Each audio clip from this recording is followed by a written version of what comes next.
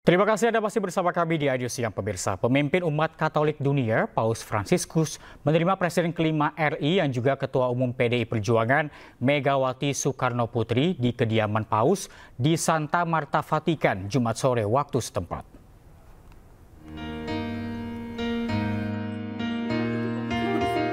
Megawati ditemani Ketua DPR RI Puan Maharani didampingi putra tertuanya Muhammad Rizky Pratama, Ketua DPP PDIP Bidang Luar Negeri Ahmad Basarah, dan Gubernur Sulawesi Utara Oli Dondo Kambe. Mengutip pernyataan Sekretaris Sri Paus, Ahmad Basarah menjelaskan Megawati merupakan tamu luar negeri pertama yang diterima Sri Paus langsung di kediamannya. Meski dalam kondisi kurang sehat, Paus Fransiskus tetap menyempatkan diri bertemu dengan Megawati Soekarno Putri. Dalam pertemuan yang berlangsung hangat ini, Megawati juga memberikan lukisan Bunda Maria berkebaya kepada Sri Paus. Saya merasa berterima kasih dan terhormat, tapi juga merasa makin besar ya tanggung jawab saya.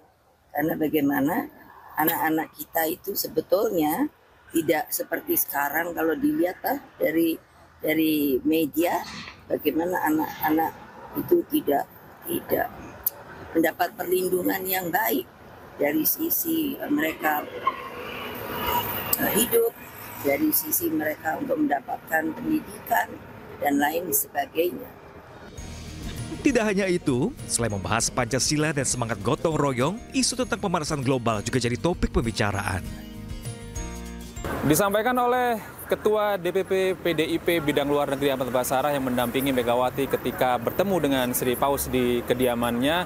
Megawati menyampaikan salam hangat dari rakyat Indonesia kepada Sri Paus yang pernah datang ke Indonesia beberapa waktu yang lalu. Dan Megawati juga menyampaikan bahwa rakyat Indonesia berharap Sri Paus bisa datang kembali ke Indonesia. Sementara itu, Sri Paus membalas sangat berterima kasih dan mengapresiasi kedatangan Megawati Soekarno Putri dan menyambut hangat salam dari warga Indonesia dan menyebut warga Indonesia sebagai beautiful people. Saya Gede Satria dari Vatikan, iNews melaporkan. Timnas Indonesia akan memiliki pemain berkualitas tambahan setelah disetujui DPR RI. Ole Romeni akan mengambil sumpah WNI pada Sabtu pagi waktu setempat di London, Inggris dan siap membela skuad Garuda.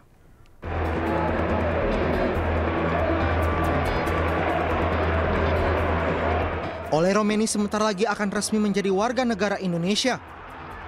Ole dijadwalkan menjalani pengambilan sumpah WNI di Inggris, tepatnya di KBRI London pada Sabtu pagi waktu setempat. Proses naturalisasi Ole telah mendapatkan persetujuan dari DPR RI dalam rapat paripurna yang berlangsung di gedung DPR RI Jakarta pada Selasa lalu. Menpora berharap Ole Romeni bisa memperkuat timnas saat melawan Australia di Sydney 20 Maret mendatang pada lanjutan putaran ketiga kualifikasi Piala Dunia 2026 zona Asia. Ole itu jangka pendek 2026, 2030 itu jangka panjang di atas 5 tahun. Berarti untuk kualifikasi? Iya, kan 20 Maret dia udah main, 20 Maret kualifikasi Piala Dunia 2026. Ole Romeni akan memperkuat timnas Indonesia senior yang akan berjuang di putaran ketiga kualifikasi Piala Dunia 2026 zona Asia.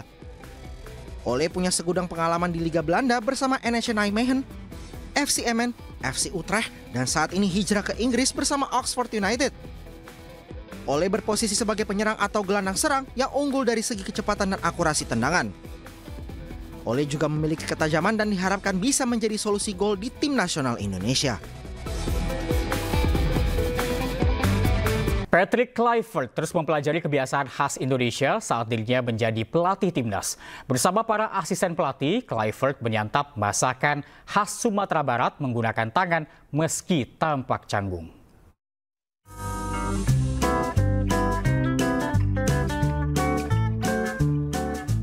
Ada suasana yang berbeda saat pelatih timnas sepak bola Indonesia Patrick Kluivert menikmati makan siangnya saat berada di sebuah rumah makan di Jakarta.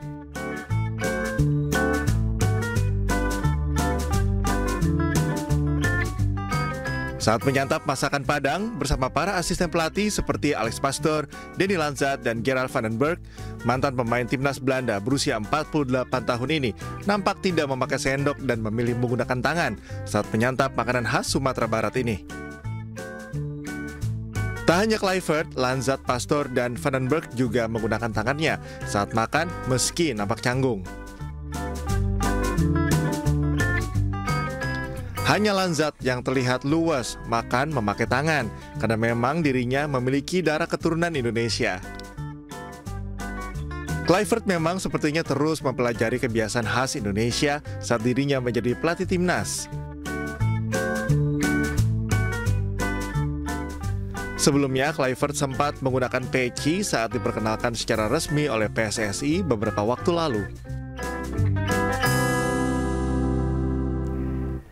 Anda masih bersama kami di IDU Siang, pemirsa. Seekor ular sanca kembang yang kerap memangsa hewan peliharaan di Bekasi, Jawa Barat ditangkap warga. Ular dengan panjang 3 meter tersebut langsung dibawa ke habitat aslinya yang jauh dari permukiman warga.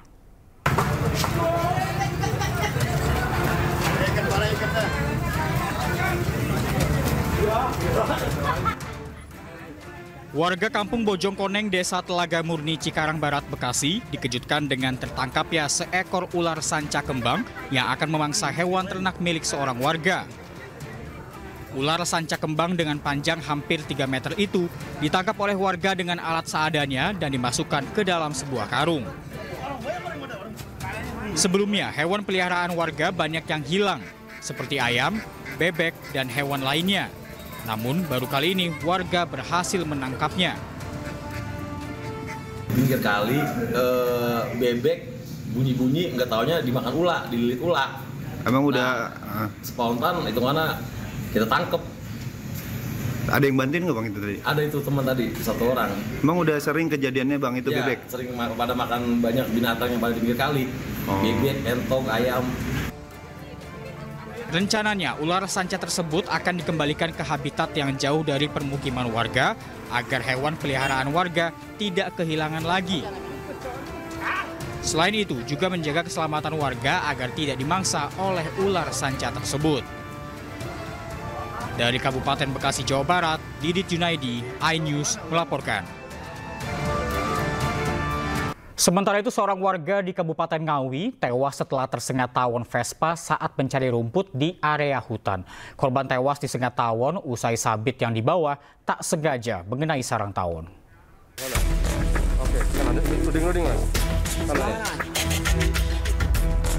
Sengatan hewan tawon Vespa memakan korban jiwa. Seorang ibu rumah tangga, Sumarni, 54 tahun, warga desa Poncol, Sine, Ngawi, tewas usai menjadi korban sengatan tawon berbahaya tersebut. Korban sempat dievakuasi ke klinik dan akan dirujuk ke rumah sakit. Namun naas, nyawa korban tak tertolong. Sebelumnya, korban diketahui mencari rumput untuk pakan ternak kambingnya yang berada di hutan bawah jurang bersama 2 orang tetangganya. Secara tak sengaja, sabit yang dipakai korban mengenai sarang tawon, hingga akhirnya disengat tawon Vespa. Sengatan hampir di seluruh tubuh korban dan paling parah di bagian kepala. Terus sama ibu diginiin kan, habis itu semua temennya datang. Setelah itu datang, terus kerudung mak dilepas, digibat-gibat, terus disengat semua. Di kepala sini banyak tatunya, di tangan. Jenazah korban telah dimakamkan di TPU desa setempat. Pihak kepolisian juga telah melakukan pengecekan di lokasi tempat korban tersengat tawon Vespa. Dari Ngawi, Jawa Timur, Asfi Manar, iNews melaporkan.